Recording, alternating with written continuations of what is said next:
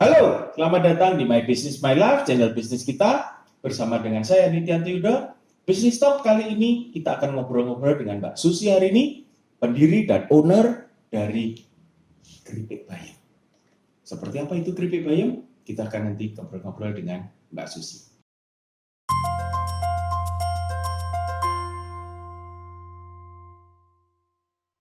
Halo Mbak Susi, Halo. apa kabar? Alhamdulillah Lama baik. nggak ketemu. Ya, 2 abad. 2 abad. Abad nggak 2 ketemu. abad. Ya, Mbak Susi ini adalah pemilik dan pendiri dari, istilahnya sekarang namanya adalah Keripik Bayam dengan mereknya AADS. Saya kemarin sempat nanya, AADS itu artinya apa, Mbak? Kalau AADS itu sebenarnya banyak diplesetin sih. Kalau arti sebenarnya adalah Anugerah Anak Desa Sleman. Anugerah Anak Desa Ya, Sleman. Karena kebetulan saya tinggalnya di Sleman bagian Ujung Kulon. Ujung Kulon, ya, tepatnya di Kemusu, Banyurejo, Tempel, Sleman. Jadi Anda juga nanti kalau mau berkunjung ke tempat Mbak Susi, kalau sudah selesai COVID-nya, Anda bisa berkunjung ke sana karena di sana juga ada tanaman, artinya ada kebun bayam, kemudian juga ada saung. Anda bisa pesan. Tadi yang saya baru saja makan ini adalah mendoan. Ini adalah salah satu khas dari Mbak Susi. Karena selain mempunyai keripik bayam, Mbak Susi juga punya mendoan. Anda bisa pesan mendoan ini, baik yang mendoan saja atau sudah termasuk dengan bumbunya. Jadi Anda nanti tinggal mencampur saja dan Anda tinggal goreng saja dan tinggal menikmati saja. Oke, termasuk di sini ada keripik bayamnya juga ada yang rasa original dan juga tadi yang saya pegang tadi adalah dengan rasa pedas. Nah, jadi Anda nanti bisa mencoba. Tapi sebelum kita mencicipi lagi karya dari Mbak Susi ini, kita akan tanya-tanya dulu tentang Mbak Susi dulu dan bisnisnya ini.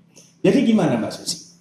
Sekarang bisnisnya Alhamdulillah masih jalan. Masih jalan dan ya? akan terus jalan. Akan terus jalan. Oke. Nah, mungkin sebelum itu pengen tahu ceritanya. Sejak bagaimana awal ceritanya Mbak Susi bisa masuk ke dunia keripik perbayaman dan permendoan. Oke. Iya. Kalau ngomongin keripik bayam, sebenarnya keripik bayam itu sudah menjadi ciri khas keluarga. Jadi di rumah itu terutama kalau lebaran itu menu utama yang digemari oleh semua saudara itu adalah keripik bayam. Oke, jadi memang sejak dulu sudah membuat keripik bayam. Yang bikin. Oh, jadi ini sudah warisan belum warisan sih. Bukan, artinya sudah dibawa. Jadi awalnya itu di daerah kami ada yang memang bisa memproduksi keripik bayam, kemudian ibu saya itu hobinya masak, dan satu hal yang beliau sampai hari ini masih dilakukan adalah membawa buah tangan ke saudara itu bukan dari beli.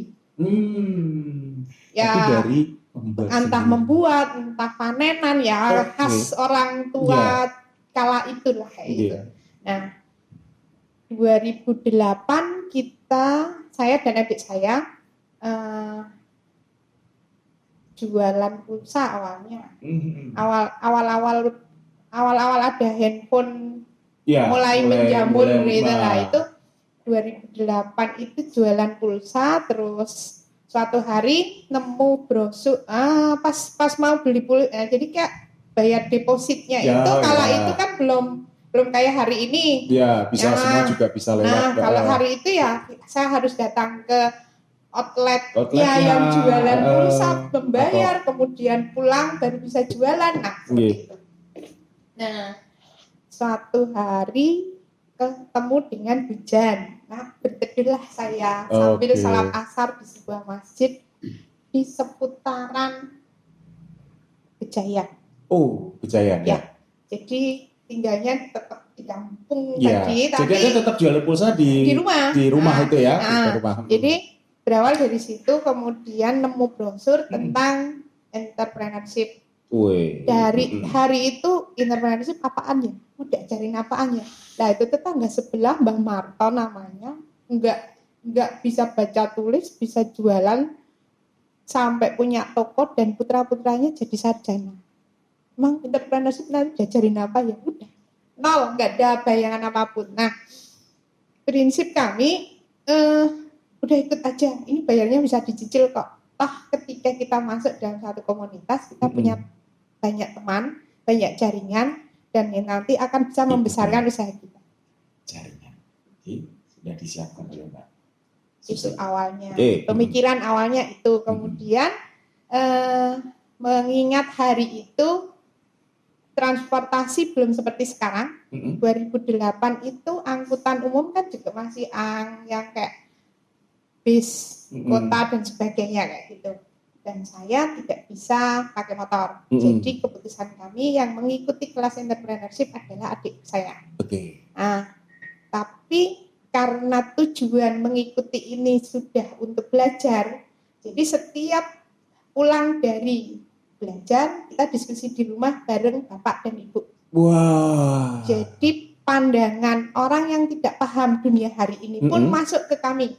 Jadi itu sudah dimulai sejak tahun 2008. 2008 pertama kali mengenal tentang entrepreneurship. Tentang bisnis, tentang kewirausahaan itu.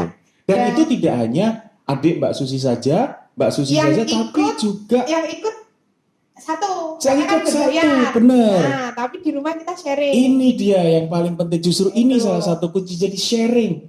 Nggak apa-apa yang ikut satu, tapi bisa bermanfaat untuk semuanya. Tapi kita kan tadi nggak mau rugi. Oh iya, bukan rugi itu.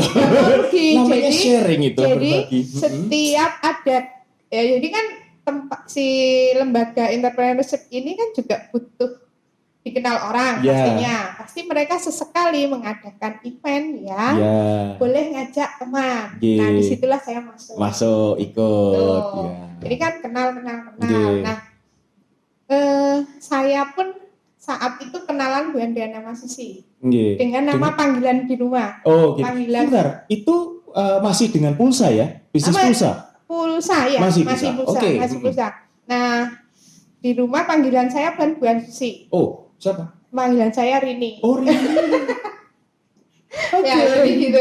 Nah, ketika kita masuk ke dunia ini, entrepreneurship ini, ketemulah sama teman-teman. Kan kalau kenalan kan nama lengkap disebutin, nama panggilan disebutin pastinya. Nah, 1, 2, 3 manggilnya Mbak Susi, Mas Susi. Kebetulan kami bertiga di rumah, saya 3 bersaudara, namanya Susi semua. Nama depannya Susi semua. Susi. Ya kalau cowok? Susi lah. Oh iya. Benar. Jadi kalau kadang-kadang ada bercanda, kamu dicari Susi siapa? Susi lah. Nah, itu tuh sering kejadian. Teman datang, Pak mau ketemu Mbak Susi. Yang keluar kakak saya. Masa nggak kenal kok? Karena Susi juga. Jadi 3 itu Susinya cewek 2, cowok 1. Susi. Jadi saya adalah Susi yang KW karena nomor 2. Nah, berawal dari teman yang memanggil Mbak Susi, Mas Susi, kita punya ide. Kenapa enggak? Sekarang kita pakai nama kenalan di luar Susi saja. Toh itu juga nama asli. Teman-teman sekolah juga manggilnya Susi. Kalau teman sekolah kan biasanya melihat dari nama depan. Nah, jadi memang sebagian teman sudah memanggil Susi. Tapi ketika kenalan sendiri awalnya kan dengan nama keluarga ya. Nah, dari situ itu sudah pakai tujuan. Kadang-kadang kan ADS ini orang melencengkan, mengingatnya dengan judul film. Jadi kita plesetin aja, ada apa dengan Susi? Oh gitu, itu dia. Dan sebenarnya sudah dimulai. Udah dibikin trik bagaimana. Jadi paling nggak nyantol dengan AADS yang film itu. Ada apa dengan itu? Nah, jadi berawal dari itu sudah kita rencanakan ya seperti sampai akhirnya hampir semua orang hari ini memanggil saya dengan nama Susi. Nah, kalau di luaran ada yang manggil atau di WA sekarang ada yang manggil dengan nama Rini bukan Susi. Atau Susi. Rini, saya langsung mikir, ini teman lama, keluarga, tetangga. Udah titik. Jadi kan nggak bakalan ini bukan orang nyasar. Iya, benar. Oke, jadi setelah kemudian Anda mengikuti pelatihan itu tahun 2008, kemudian apa yang Anda lakukan? Kemudian kapan keripik ini lahir, atau juga mendoannya ini lahir? Mana yang duluan, atau nyeprot bareng, atau apa ini gimana historikalnya atau sejarahnya? Itu keripik bayam. Jadi itu tadi 2008, kemudian kelasnya itu sebenarnya cuma 2 bulan. Oke, kelasnya 2 bulan, tapi setelah 2 bulan itu disebutnya alumni. Alumni boleh mengikuti kelas selama ada kursi kosong. Oke, nah, ya. Ternyata untuk reminder untuk ternyata selama 2 bulan kita mengikuti ini, kalau mau dipraktekkan belum ada apa-apanya. Walaupun teman-teman yang lain bisa praktek. Maksudnya praktek? Terjun ke membuka usaha. Membuka usaha mereka banyak beberapa teman. Cuman kebetulan hari itu kita juga memulai mengenal dunia entrepreneurship ini bukan di usia kuliah. Jadi adik saya juga sudah lulus kuliah. Jadi teman-temannya adalah mereka yang masih kuliah. Nah, mereka yang masih kuliah, satu, mereka ada fasilitas dapat hari itu ada dikti, pembiayaan dari dikti. Gitu. Bisa dapat hibah kalau nggak salah sampai 25 juta atau berapa hari itu. Kalau mereka bisa membuat bisnis plan-nya, proposal bisnis plan-nya. So, bisnis plan penting kan? Oke. Betul. Nah, akhirnya kan mereka punya dananya untuk memulai. Nah, hari itu pikiran kami sudah berbeda lagi karena faktor usia mungkin cara berpikirnya sudah berbeda.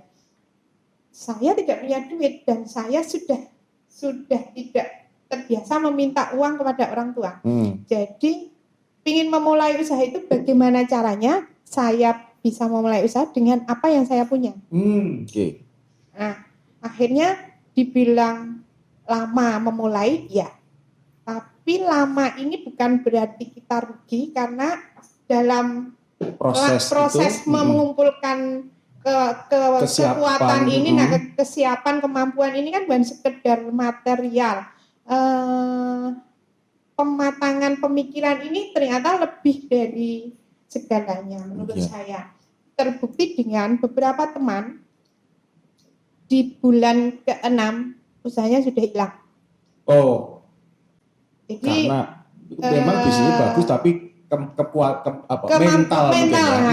Secara mental mereka belum siap, secara materi untuk modal materinya mereka ada, entah dari tadi. Tapi itu kan harus balance. Nah, dari situ saya belajar dari kasus-kasus teman-teman ini. Akhirnya mengikuti terus program entrepreneurship ini terus sampai akhirnya suatu hari ketemu sama mentor yang di situ beliau punya usaha di bidang makanan. Nah, berpikirlah kenapa enggak kita ngangkat keripik bayam, karena kalau keripik bayam ini kan produknya kering dan sebagainya segala kayak resiko expirednya dan sebagainya itu bisa diatasi. Satu, terus cara memproduksi kita sudah paham. Iyalah, ini kan warisan leluhur. Karena dari keluarga tadi. Warisan leluhur. Karena udah dari keluarga tadi. Nah, berawal dari situ, makanya kita milih keripik bayam. Kemasan pertama yang kita rencanakan. Sebentar, tahun berapa itu? 2009. Dari ini dimulai 2009. Artinya memulai dengan keripik bayamnya itu. Jadi 2008 mengikuti pelatihan itu. Tahun. Benar-benar hampir satu tahun ya. Setelah itu kemudian ketemu dengan mentor yang mempunyai bisnis yang sama, bisnis kuliner juga, sehingga itu kan semacam copy paste. ATM. Ya. Nah, dari situ belajar dari situ, dan beliau juga punya toko oleh-oleh. Nah, kami pertama kali menitipkan produk di beliau. Jadi keripik bayam ini pertama kali untuk dititipkan saja di situ. Terus kala itu balik lagi ke cerita tentang mengenalkan nama tadi.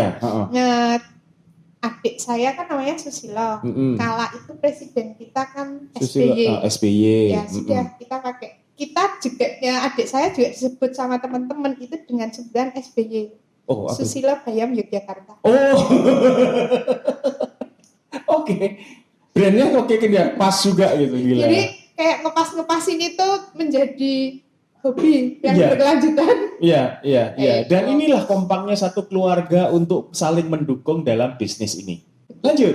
Kemudian itu Mas cerita tentang ADS, nama ADS tadi. Kalau tadi kan kita nama sudah. Kita juga punya tagline. Oh, apa itu? Tagline-nya sama ADS, apa-apa ada di sana. Oh, apa-apa ada di sana. Ya, karena selain punya food, kita punya bidang usaha yang lain. Ada modiste sama modiste ada artinya untuk jahit gitu ya. Sama servis sofa. Servis sofa itu kalau hari ini kita juga fokus, kalau lebih fokusnya lagi, bukan fokus, lebih spesifiknya lagi ke anyaman rotan. Dimana anyaman rotan itu sudah jarang yang bisa. Tidak, sampai hari ini kami belum melihat ada sekolah atau apa yang basicnya memang ngajarin keterampilan seperti itu. Ya, karena mereka biasanya bisa karena magang. Ya kan, artinya ikut ke orang baru dia diajarin. Kalau dia bisa. Kalau kita runut lagi, rata-rata dapat ilmunya dari orang tuanya. Ya. Nah, termasuk kami. Ya. Nah, itu hari ini berkembang dipegang adik saya. Itu sharing. Berarti selain ada kuliner, makanan ini, kemudian juga ada fashion, kemudian juga ada craft juga istilahnya. Ya. Ketangan gitu, Mbak. Ya, karena tidak sendiri mengerjakannya. Oke. Itu dari dulu sudah kita pikir untuk seperti itu. Jadi mungkin di awal kita mengenal dunia entrepreneurship, target kita adalah untung rupiah yang sebanyak-banyaknya. Tapi seiring berjalannya waktu mendapat banyak masukan semacam kayak mengenal kata socialpreneur dan sebagainya kayak gitu kan. Di situ saya pernah baca di mana socialpreneur itu biasanya dilakukan oleh sebuah perusahaan atau orang yang sudah berkecukupan dari sisi materi. Saya berpikir kalau nunggu kaya baru saya berbagi kapan. Nah, berawal dari pemikiran itu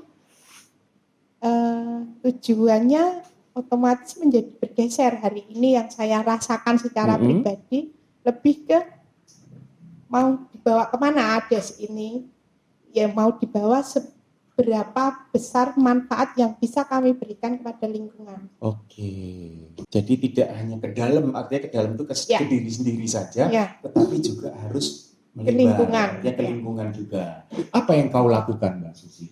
Pertama yang saya lakukan, ya tetap sih masih dengan produk keripik bayam itu. Bayam, kami punya kebun ini awalnya untuk promosi juga, jadi ke arah wisata edukasi supaya, jadi gini, berawal dari saya nitip ke toko. Tokonya itu ada di satu daerah, katakanlah di sekitaran sini. Yang tadi punya mentor itu tadi. Satu itu. Nah itu kan lingkungannya juga ada toko-toko. Pastinya kita masuk ke satu daerah itu kan sekali. Misal katakanlah di daerah Gedong Kuning. Daerah Gedong Kuning itu ada 5 toko. Misal otomatis kan 5 toko itu kita jadwalkan satu hari pengantaran. Supaya hemat waktu, hemat bensin, hemat semuanya lah pastinya. Nah, sampai suatu hari ketemu dengan cerita bahwa si toko A pembayaran hari Senin, toko B hari Selasa, toko C hari Rabu. Ting-tung. Nah, itu kan muncul lagi nih. Itu kan masalah muncul, tapi saya sadar mereka punya aturan intern yang dimana saya hanya bisa mengikuti. Saya tidak bisa usul. Saya tidak bisa mengajukan apapun. Dalam hati saya marah pada diri saya. Marah, tapi marahnya marah gimana ya? Kok gini sih? Gitu kan. Kalau misal tokonya Pak Judut tak kasih hari Senin, nah toko sebelahnya hari Selasa, berarti kan saya harus 2 kali jalan. Kalau sekali itu diantar, saya belum bisa pulang uang. Berarti tetap akan memakan biaya lebih. Di situ saya punya cita-cita, kayak gini ya rasanya isi cilik, harus mengikuti dan sebagainya. Ibarat kata mau dibilang dinyek ya enggak, kan mereka punya aturan, bukan dinyek. Gitu. Cuma kok aku harus Nah, apa aku yang harus ngikutin. mengikuti. Berarti saya harus besar supaya mereka pihak lain bisa mengikuti apa yang saya mau. Nah, artinya bisa sepadan ya, bukan saling mengatur, tapi paling nggak bisa sama-sama seimbang, ya, selevel gitu. Hari itu yang kepikir di saya, mereka toko oleh-oleh, berarti saya harus punya toko oleh-oleh. Itu. Oke. Nah, terus saya berpikir, saya tinggal di kampung, di mana di daerah saya tidak ada tempat wisata. Jadi kalau saya buka toko oleh-oleh di rumah, nggak akan ada yang beli. Iya. Dan hari itu 2009, internet belum seperti hari ini. Oke. Kita belum bisa jualan online. Ya, belum bisa nyampe di sana karena masih terbatas areanya. Jualan online juga 2009 kayaknya masih belum booming lah, atau malah belum ada ya. Belum terlalu banyak. Ya. Iya, internet itu. masih cuma di kota saja atau di area-area tertentu. Dan penggunaan internet belum untuk seperti untuk hari bisnis, ini, seperti hari ini belum. Apakah untuk marketing online atau untuk mungkin apa? Lebih seperti itu. Jadi yang terpikir hari itu juga saya punya toko oleh-oleh, berarti saya harus sewa tempat di kota. Saya paham, saya tidak punya uang, saya tidak punya modal untuk buka toko, tapi saya harus tahu informasi berapa biaya yang harus saya punya ketika saya punya toko oleh-oleh. Nah, langkah yang saya lakukan adalah mencari informasi. Uang memang belum ada, tapi informasi itu belum bayar. Akhirnya saya menemui salah satu mentor yang kebetulan beliau juga support untuk produk ini, sering kasih masukan sehingga kita berani dengan produk ini bikin kemasan seperti ini 2009. Sebentar, sebelumnya pakai kemasan sini? Sudah pakai dus, cuma desainnya beda. Oke.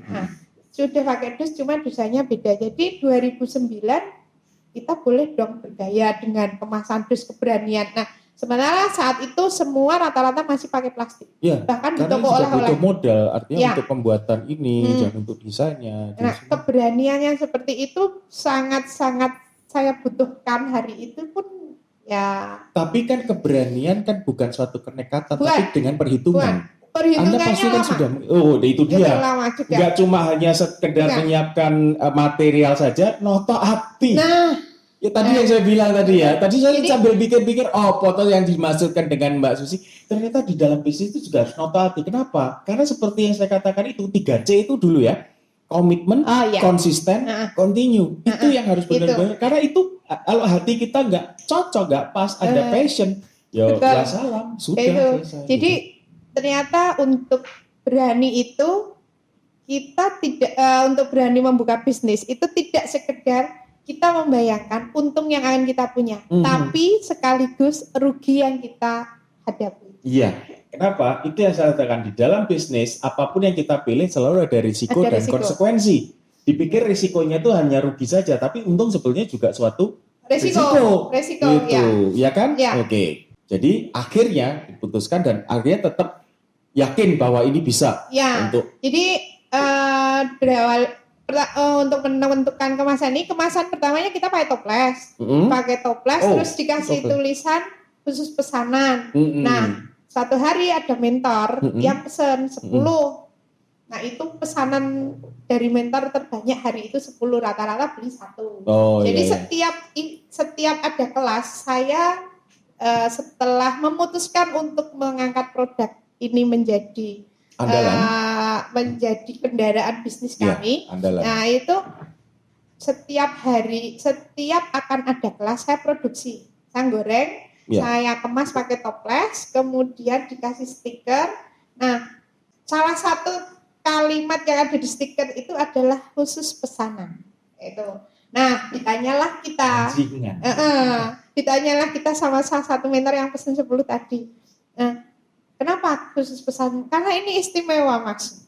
Jadi kita spesial, bukan istimewa. Karena rata-rata produk oleh-oleh itu sudah menuliskan dengan oleh-oleh khas Jogja, khas Malang dan sebagainya. Kita pakai kata spesial. Nah, di situ ditanya kenapa ini hanya pesanan gitu.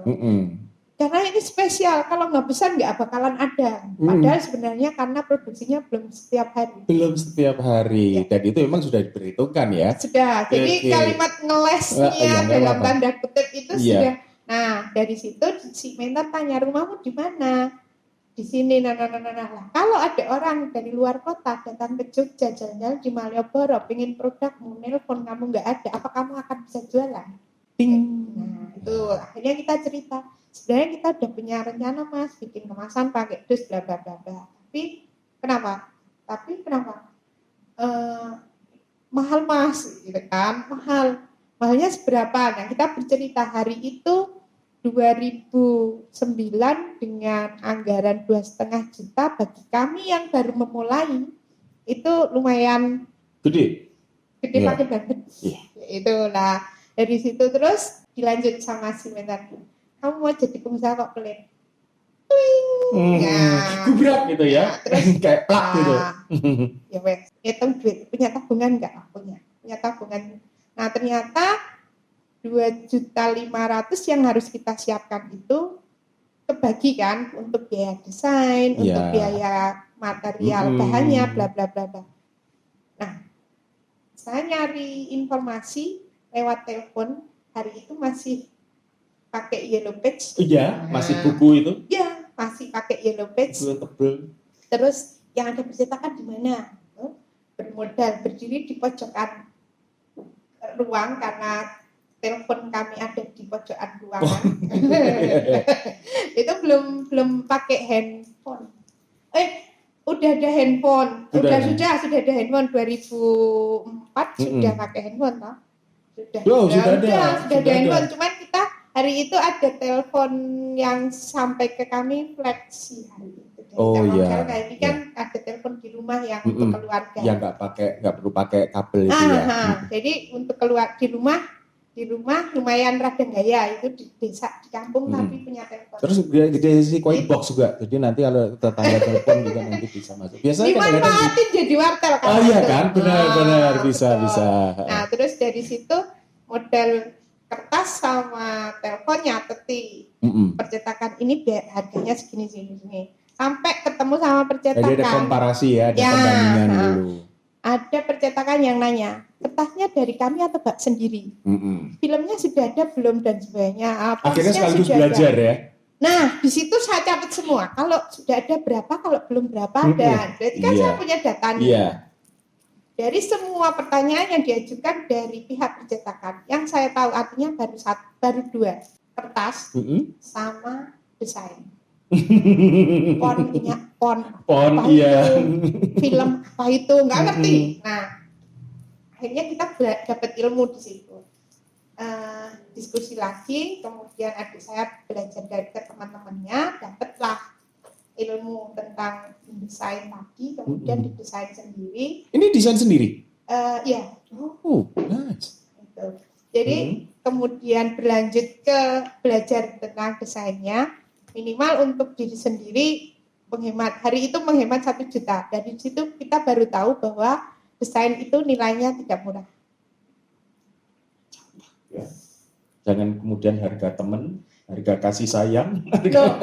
Harga teman itu perlu. Oh perlu memang, tapi jadi kan tetapi yang bisa, tapi kan tetap harus ada harga teman versi saya beda loh. Oh piye. Gimana? Harga umum katakanlah ini keripik bayam 25.000. Itu harga umum. Oh, harga umum. Kalau Pak Judo minta harga teman lebih mahal. Kan ngasih untung hanya sama teman sendiri. Masa nggak mau? Jangan sekali-kali nanya harga teman. Kalau harga saudara lebih mahal lagi. Supaya murah.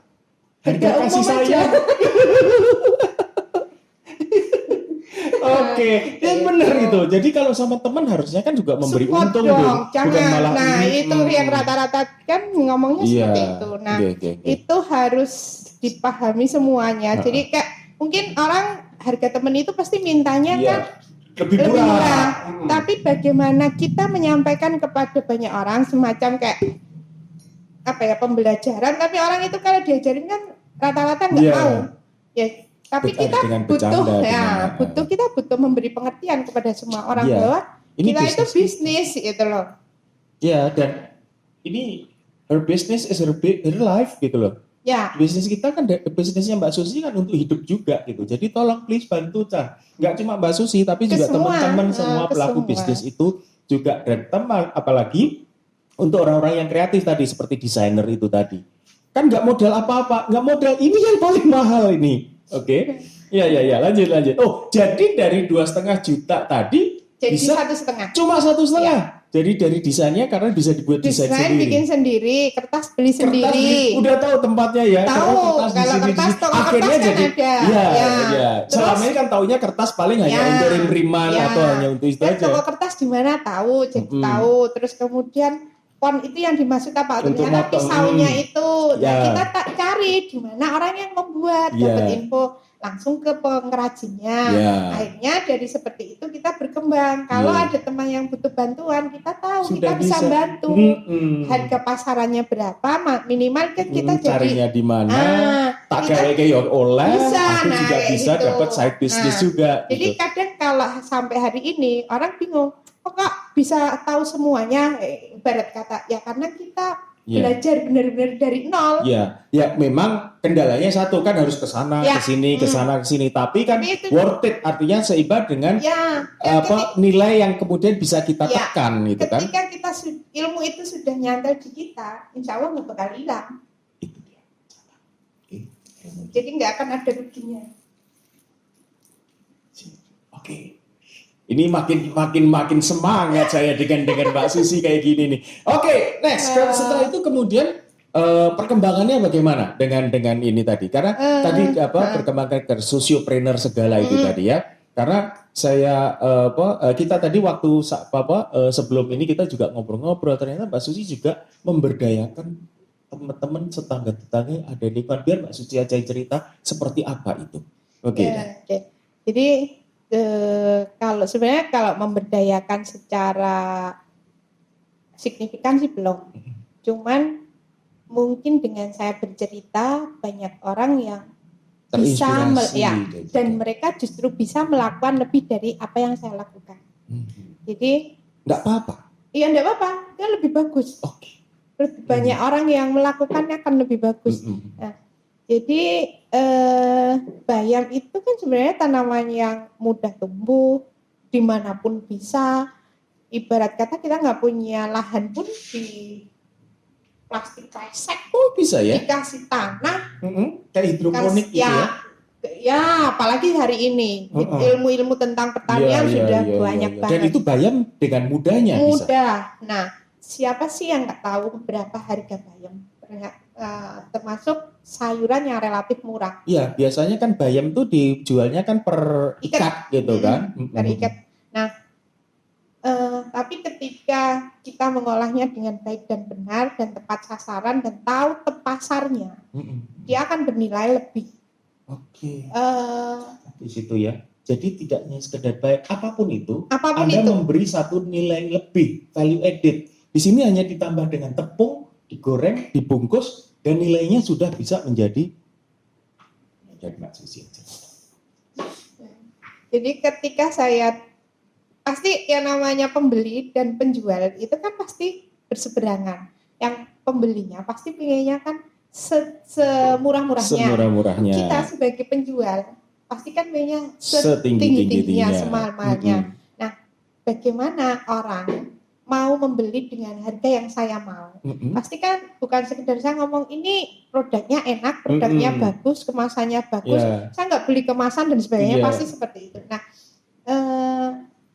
nilai yang lain pun harus kita sampaikan walaupun tidak harus vulgar, terang-terangan seperti kan nanti kalau saya dapat untung bisa untuk membantu kanan kiri. Itu nggak perlu juga. Cuman kan dengan saya kan butuh berkembang supaya yang lain juga berkembang. Cukup mengatakan yang lain orang juga udah paham. Itu satu. Nah, pertama kalau saya hanya ngandalin tanaman sendiri sebenarnya bisa untuk produksi karena bayam itu 4 hari saja sudah bisa dipanen lagi. Oh, dari masa tanam itu butuh dari masa tanam sampai panen itu 1 bulan. 1 bulan. Nah, dari panen pertama panen kedua itu paling 5 hari sudah bisa. Jadi dia sudah bisa. Udah Iya, bisa. karena masing-masing ada ininya sendiri-sendiri ya. Begitu dipotong, dia akan bercabang, cabangnya lebih banyak. Oke, dan Anda cuma ngambil daunnya saja. Justru dipotong batangnya supaya dia tambah bisa tumbuh cabang. Tambah cabang lagi untuk itu. Keluar daunnya. Nah, kalau cuma ngandelin itu saya ya karena saya tinggalnya mewah mepet sawah ya nanam di sawah aja gampang. Apalagi kayak musim kemarau misal kita nggak nanam aja tumbuh di sendiri ya pinggir tanpa izin gitu ya tanpa izin betul tanpa izin tiba-tiba tumbuh ya.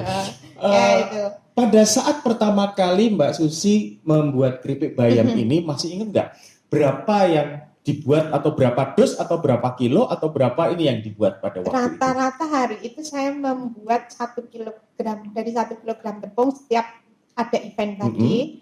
Satu dikasih ke narasumber, kemudian yang lain dibawa untuk dijual. Nah, kenapa sudah sambil jualan? Karena kita bukan orang berduit sebenarnya. Tujuan awal kan ingin punya usaha supaya saya punya duit. Iya. Itu. Rata-rata narasumber yang kita kasih pasti nanya, ini harganya berapa? Oh enggak, ini buat Mas, buat Bapak, buat Ibu dan sebagainya. Saya berpikir, kenapa enggak dijual aja sekalian, jadi bawahnya lebih. Yeah. Kalau mereka tanya harganya berapa, kala itu 2009 kita jual 10.000 dengan kemasan toples, isinya sama, dengan hari ini isinya sama. Ya. Itu berapa sampai sehari berapa toples atau bisa? Belum. Baru setiap ada kesempatan. Jadi hanya insidental saja ya. Ditulisi khusus pesanan itu saja. Nah, mulai kemudian apakah sekarang juga masih insidental saja atau sudah? Mulai berapa lama itu? Butuh waktu artinya mulai pertama kali sampai akhirnya bisa membuat keripik bayam ini secara rutin. Jadi 2009 itu kita mulai pertama kali menggunakan kemasan itu Agustus, tanggal 18 Agustus itu untuk pameran. Pameran pertama kali. Di mana? Di salah satu kampus di Jogja, di mana kita belajar tentang entrepreneurship tadi. Nah, di situ, itu kan Agustus. Nah, sebelum Agustus ini kita sudah memulai membuat yang kecil-kecilnya tadi. Bulan kecil yang pakai toples tadi. Pakai toples itu. Sekitar 2 bulan apa ya? Jadi pertama kali punya ide, kita langsung actionnya dengan memperkenalkan produk. Dengan memperkenalkan produk, sambil memperkenalkan produk, saya tanya perizinan apa yang harus saya dapat untuk sebuah produk makanan. Nah, kebetulan rumah dekat dengan puskesmas, PIRT itu ada di Dinas Kesehatan. Jadi dari Dinas Kesehatan saya berpikirnya kalau mau ke Dinas Kesehatan kantornya di mana saya juga belum tahu. Paling dekat kan tanyanya ke puskesmas. Nah, berawal dari situ. Terus sambil jalan nyari informasi tentang perizinan, sambil nyari perizinan terus kecetak lagi. Itu dipakai pertama kali Agustus 2009. Nah, keluar perdana. Ya. Nah, dari situ 4 bulan. Kemudian kita udah nyetak lagi. 4 bulan. Padahal waktu itu nyetak berapa dus waktu itu? Minimal 1.000. Makanya kan pertama kali kan takutnya kan itu. Kalau nggak laku nanti dusnya buat apa? Masa buat tempat yang lain dan sebagainya itu. Nah, terus ya tadi dibilang mau jadi pengusaha. Jadi 4 berarti kalau gitu bisa dihitung bersama 6 bulan lah habis. 5 bulan itu habis 1.000 kotak. Ya, sekitar 4 sampai 6 bulanan sekitar itu. Dan itu aja masih insidental juga.